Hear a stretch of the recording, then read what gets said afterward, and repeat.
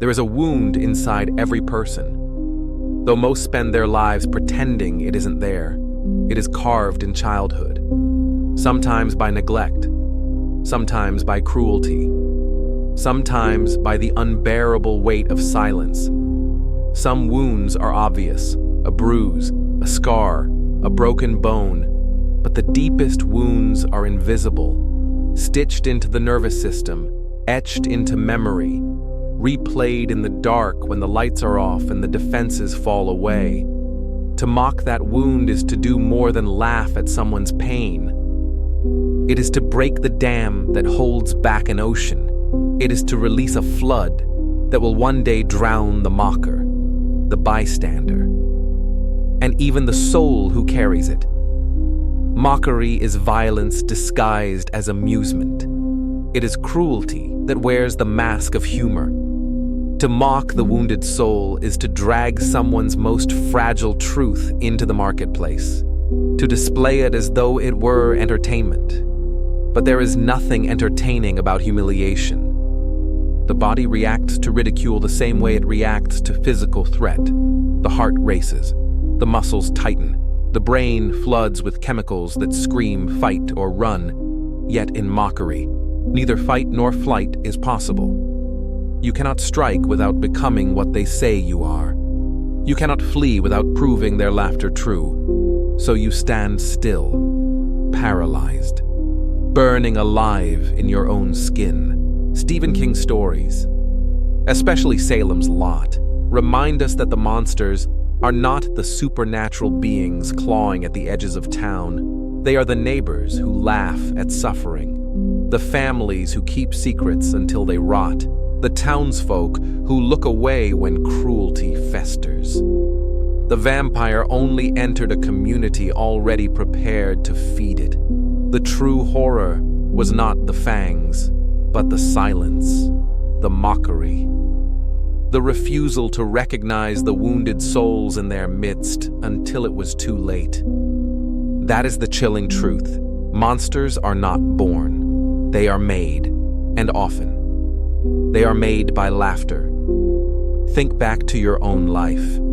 The day someone laughed at your fear, your tears, your trembling voice. Maybe it was in a classroom, maybe in a home, maybe in a place where you thought you were safe. Do you remember how it felt? The way your cheeks burned, the way your throat closed, the way your body begged to disappear? You may tell yourself you've forgotten, but you haven't. No one forgets humiliation. The memory stays like a shard of glass buried under skin, unseen, but cutting every time you move. That shard shapes you. It changes how you speak, how you love, how you trust, and sometimes it changes how you destroy. The psychology of crime teaches us that most violence is not random. It is born from shame. A man who feels disrespected reaches for the bottle, or the blade, or the fist. A woman mocked for weakness learns to sharpen her silence into vengeance. A child bullied until he breaks learns that the only way to stop the laughter is to make others fear. To mock is to plant a seed of rage, and seeds always grow. You cannot control what they will grow into: a haunted silence, a broken spirit, or a roaring fire. But you can be certain they will grow. What society fails to admit is that it thrives on these seeds. Systems of power survive by mocking the weak, by turning their suffering into cautionary tales, by teaching the rest of us that survival means keeping our heads down. The poor mocked for their poverty, the ill mocked for their frailty, the different mocked for their difference. Each laugh builds a wall between us and them. But the wall is an illusion, because the truth is simple. The wound does not belong only to them. It belongs to all of us. And when the wounded soul erupts, the wall does not protect you. It buries you under the rubble of your own complicity. The most frightening part of ridicule is not the cruelty itself, It is the silence around it. The bystanders who say nothing. The friends who laugh along, not out of malice but out of fear of becoming the next target. Silence is mockery's accomplice. It tells the victim, you are truly alone. No one will defend you. No one will stop this. And when someone believes they are alone, they begin to change. They begin to withdraw, to lose faith in others, to stop expecting kindness. Or worse, they begin to see everyone as an enemy, and an enemy has nothing left to lose. This is why horror stories resonate. They are not simply tales of monsters. They are metaphors for what happens when wounded souls are left to rot in silence. The vampire is shame that drains you each night. The ghost is humiliation that refuses to die. The killer is rage denied so long it finally takes form. Horror does not invent monsters. It reveals them. And the revelation is never about the supernatural. It is about us. The wound that is mocked becomes a weapon. Sometimes it is subtle, poisoning generations through distrust and bitterness. Sometimes it is artistic, transforming agony into words and paintings that scream what the mouth could not. And sometimes it is catastrophic, an explosion of fire that consumes everyone nearby. We call these explosions tragedies. We say, we never saw it coming. But the truth is, we always see it. We see it in the slumped shoulders, in the forced laughter, in the eyes that no longer meet ours. We see the wound, and we pretend not to. That pretense is the real crime. To deny a wound is to feed it. To mock a wound is to infect it. To stay silent about a wound is to let it fester until it kills.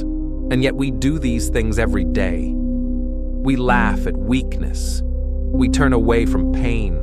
We choose comfort over compassion. Why? Because compassion is costly. To step between the mocker and the mocked is to risk becoming a target yourself. To defend the wounded is to expose your own wounds. It requires courage most do not have.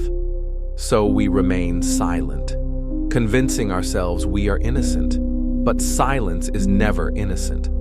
Silence is blood on your hands without the noise of the act. And still, the cycle continues. In towns like Salem's Lot, in schools, in workplaces, in homes, until one day, the silence breaks. The wound screams, and everyone asks how such horror could have happened. But you already know the answer. You were there when the laughter began. You were there when the silence allowed it to grow. The breaking point never comes when people expect it. It is not a cinematic explosion, not lightning splitting the sky. It comes quietly, like a door closing for the last time, like a look in the eye that no longer asks for help. That is when the wounded soul ceases to be a victim and becomes something else, something society fears, because it cannot control what comes next. The wound has transformed, and it no longer seeks healing. It seeks release. Release can take many forms. Sometimes it is internal, a collapse into depression so deep that a person vanishes while still breathing, a walking ghost who no longer believes in connection. Sometimes it is external, a rage that lashes out, indiscriminate and merciless, punishing not just the mocker, but the entire world that allowed the mockery to exist. Sometimes it is generational, children raised in cold silence, learning to bury their wounds the same way their parents did, carrying the infection forward like a curse. In every case, the release is destruction of trust, of spirit, of community. Stephen King understood this truth better than most in Salem's Lot.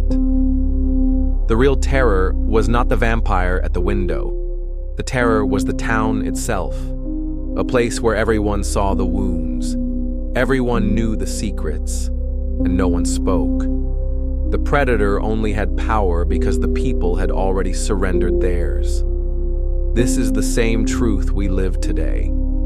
The predator is not supernatural. It is humiliation. It is systemic cruelty. It is the refusal to protect the vulnerable. It is mockery sharpened into a cultural weapon, passed from child to child, adult to adult, until it feels like tradition. And yet, mockery always disguises itself as harmless. It's just a joke, people say. But jokes that target wounds are not jokes. They are knives slipped between the ribs while the crowd laughs so loudly no one hears the scream. Society uses laughter as camouflage for cruelty, as anesthesia for violence. But the soul being mocked feels no anesthesia. It feels every cut. And when the cuts grow too deep, when the soul realizes no one will stop them, it ceases to care whether the world bleeds too. This is the criminal psychology of humiliation. Many crimes we call senseless are not senseless at all. They are the inevitable result of years of ridicule and silence. The senseless crime is the final act of a story we chose not to read. We close the book after the first chapter, the chapter where a child was laughed at, where a teenager was cornered, where an adult was belittled. We ignored the rest, and then we feigned surprise at the ending. But the ending was written in the beginning. It always is. Fear plays its role as well. The mocker ridicules out of fear. Fear of their own weakness. Fear of their own wounds being exposed. Laughter is their shield. Their attempt to redirect attention from themselves. But in mocking another, they forge a bond with darkness. They feed the very monster that one day may devour them. Because every act of mockery plants a seed not only in the mocked, but in the mocker too. The mocker becomes numb to empathy, addicted to cruelty, needing humiliation the way others need food, and addictions always destroy the addict. The question is only how long it takes. What makes this cycle unbearable is the silence of the crowd. Those who say nothing while the wound is mocked are not neutral, they are accomplices. Their silence tells the victim, "You are not worth defending." Their silence tells the mocker, "This is acceptable. Continue." And their silence tells themselves, "I am safe as long as I stay quiet." But silence is never safe. It corrodes the witness as surely as it corrodes the victim. To watch cruelty and do nothing is to swallow poison, drop by drop, until your own soul becomes sick. And so the wound grows, not just in one person, but in the whole community. Until the community itself becomes Salem's lot, a place where darkness festers because no one dared to confront it, a place where everyone is complicit in the horror that eventually consumes them. The lesson is simple, but brutal. Mocking the wounded soul is not a harmless act. It is the spark that lights the fire. It is the first stone that starts the avalanche. And once the fire burns, once the avalanche falls, it does not care who threw the first spark, who loosened the first stone. It consumes all in its path. The fire never asks for permission. Once lit, it grows in places you cannot see, in corners you do not notice, in hearts you do not believe capable of holding such heat. And then, one day, the flames are everywhere, and everyone asks the same empty question: how could this happen? But the truth is, it was always happening. It was happening in whispers, in laughter, in the silence of those who knew better but did nothing. The fire is only the final act. The mockery was the match.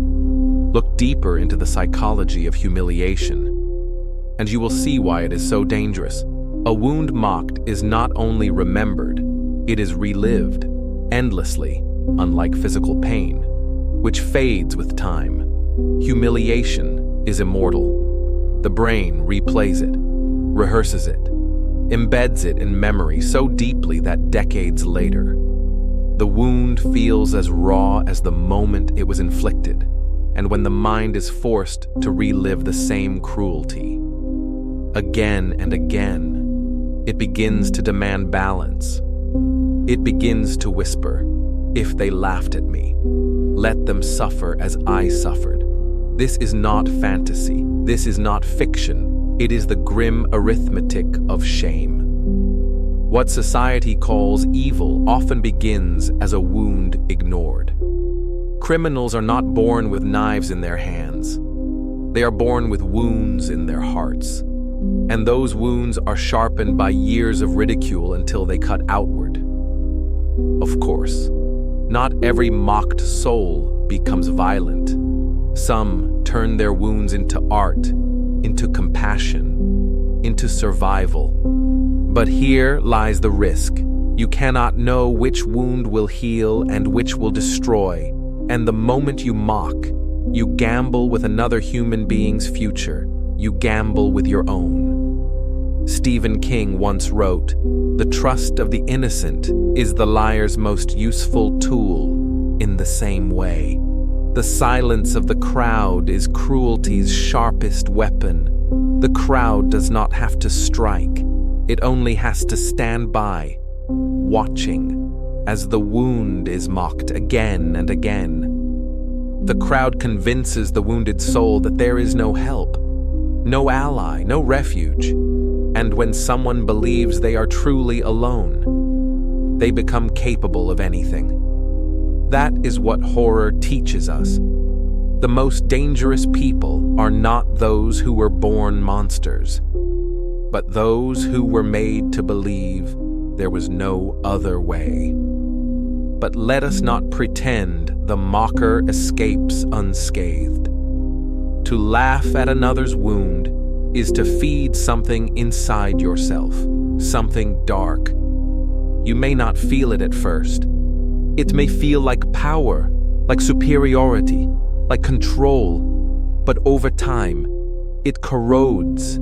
You begin to need the laughter, need the cruelty, need the act of exposure to feel alive, and soon you realize you are no longer mocking because you choose to. You are mocking because you must. The wound you exposed in another has become your own addiction. And one day, when the tables turn, when you are the one mocked, you will discover that the cycle you began never ends with you in control. Fear binds both sides together. The mocked lives in fear of exposure. The mocker lives in fear of being discovered. The crowd lives in fear of becoming the next target. Fear spreads like blood in water, infecting the entire system, until everyone is complicit and no one is free. This is why mocking the wounded soul is not just an individual act, it is a societal infection, and like all infections, it spreads until it consumes the body whole. Imagine a town, a school, a workplace, where the wounds of its people are mocked instead of protected. What future can such a place have? Its children grow up carrying shame instead of trust. Its adults learn silence instead of courage. Its leaders feed on fear instead of truth. Eventually, the entire structure collapses under the weight of unacknowledged pain. That collapse may look like crime, or violence, or corruption, or despair, but it is always the same story. The price of mocking the wounded soul is destruction, and yet, the alternative is possible. A wound recognized, a wound treated with compassion, can heal. Compassion is not weakness, it is rebellion against the culture of cruelty. To see someone mocked and to step between them and the laughter is to declare war on silence itself.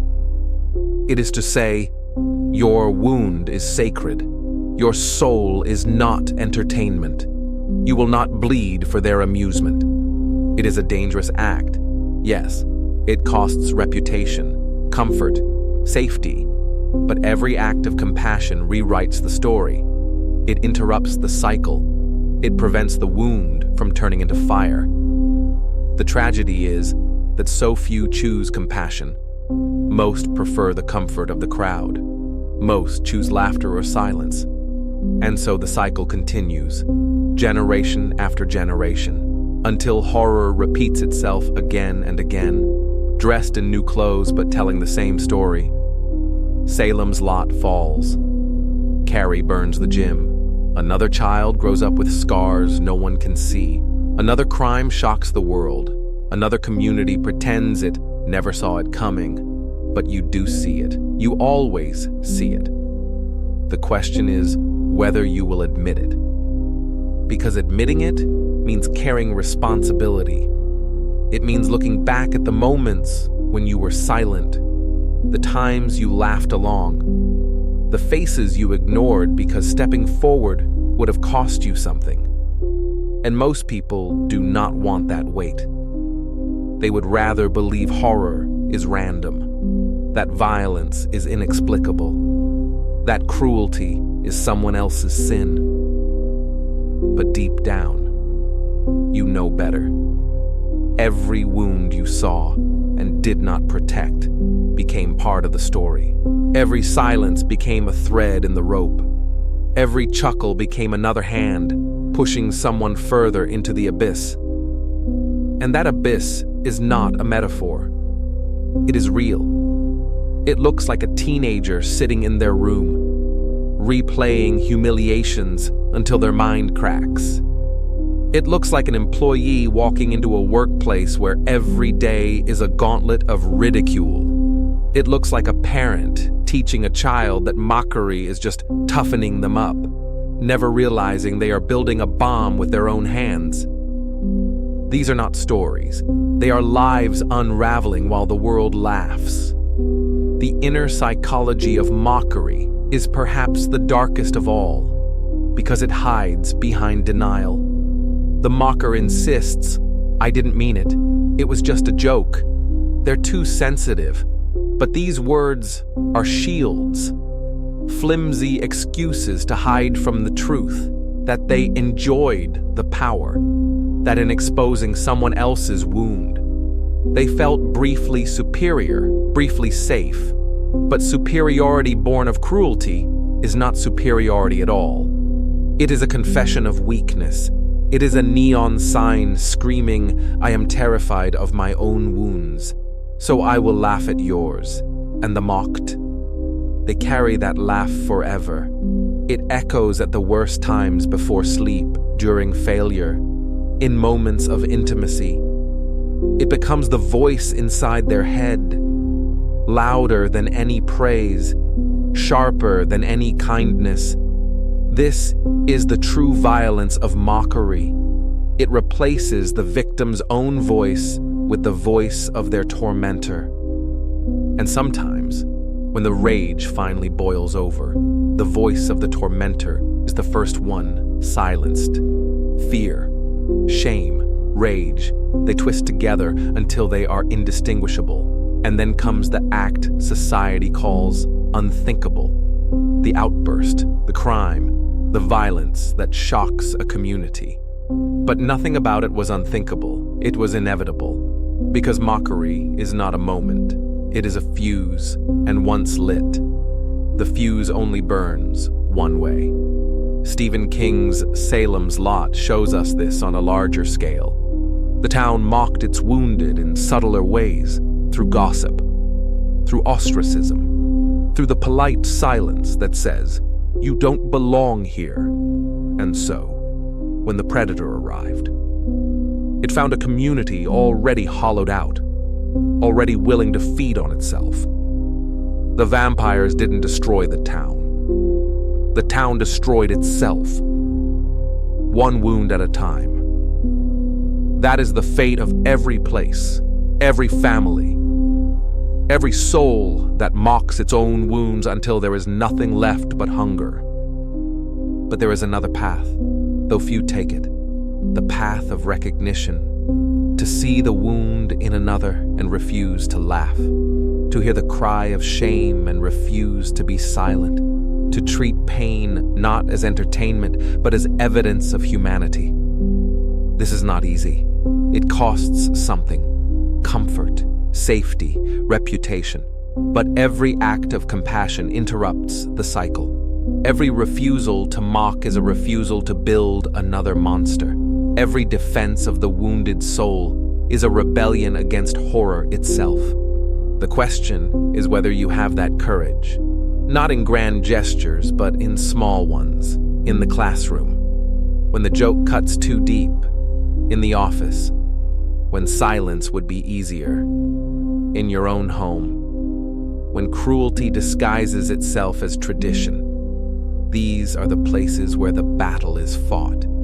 These are the places where horror either takes root or is cut out at the root, because in the end, horror is not random. It is not supernatural. It is the harvest of seeds we planted ourselves. And when the harvest comes, it does not ask who planted, who watered, who looked away. It consumes all. So I ask you now, when you see the wounded soul, will you laugh? Will you stay silent? Or will you protect it? Because whatever you choose, the world will answer back. The world always answers back, and its answers are never gentle. A soul mocked into silence answers with generations of distrust. A child ridiculed in front of their peers answers with a life lived behind walls no one can breach. A community that thrives on cruelty answers with decay, its bonds unraveling until the town itself becomes a graveyard of unspoken regrets. We like to imagine that wounds vanish with time, but time is not a healer. It is only a mirror. It shows us, year after year, how deep the cut truly was, and yet, there is a strange irony in the way wounds work.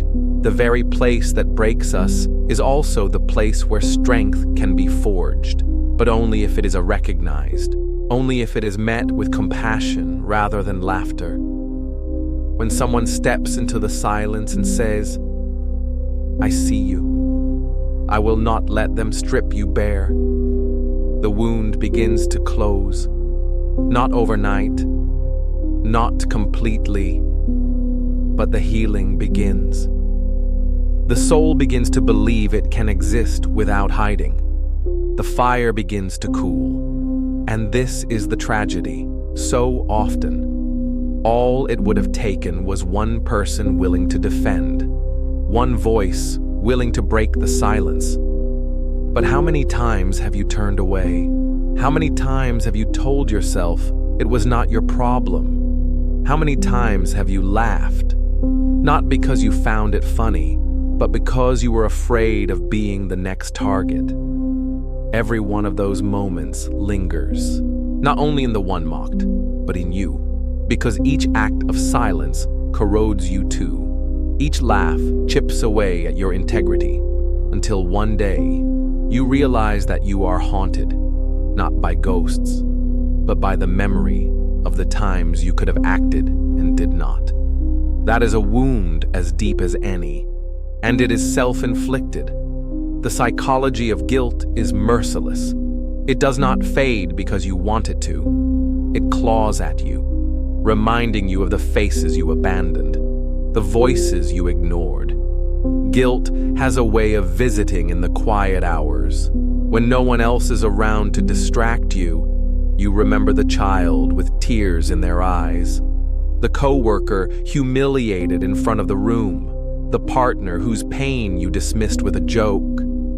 And in that moment, you see yourself clearly, not as the hero you hoped to be, but as the bystander you became. That is its own kind of horror, one that eats slowly, year after year, until you are nothing but the shadow of who you might have been. What Stephen King understood, and what society refuses to admit, is that the greatest evil is often not the predator, but the passive witness. The predator acts, the witness allows, and the witness always outnumbers the predator, which means the fate of the wounded soul is rarely in the hands of the one who strikes. It is in the hands of those who stand by. And if those hands remain still, if those voices remain silent, the outcome is always the same: destruction. This is why horror feels prophetic, because it warns us of what we already know but pretend not to. Cruelty unchallenged always multiplies. Mockery unanswered always deepens. Silence always betrays. We watch horror stories not because we believe in monsters, but because we know what it feels like to become one or to create one. Horror is a mirror, and the reflection it shows is rarely flattering. So what does this mean for you? It means that every day you are faced with choices that shape the world far more than you realize. You can mock, you can be silent, or you can protect, and whichever you choose, you are writing the story of what happens next. You are deciding whether the wound becomes a scar or a weapon, whether it heals or burns. You're deciding whether your community becomes Salem's Lot or something better. The wounded soul does not ask for much. It does not ask for perfection or for miracles. It asks for recognition, for dignity, for the chance to exist without being turned into a spectacle. To give that is not weakness. It is the purest form of strength, because strength is not measured by how many you can laugh at, but by how many you can protect. And so the question remains, when the moment comes, and it will, what will you do? When the crowd laughs, when the silence grows heavy, when the wounded soul looks to you with eyes that say, please, not again, will you look away or will you act? Will you risk your comfort to defend what is sacred? Or will you stay silent and watch as the wound turns into something that consumes you too? Because in the end, this is what happens when you mock the wounded soul. You shape the future, for them and for yourself. And one day, when the silence finally breaks, the only question that will matter is, on which side of the wound did you stand?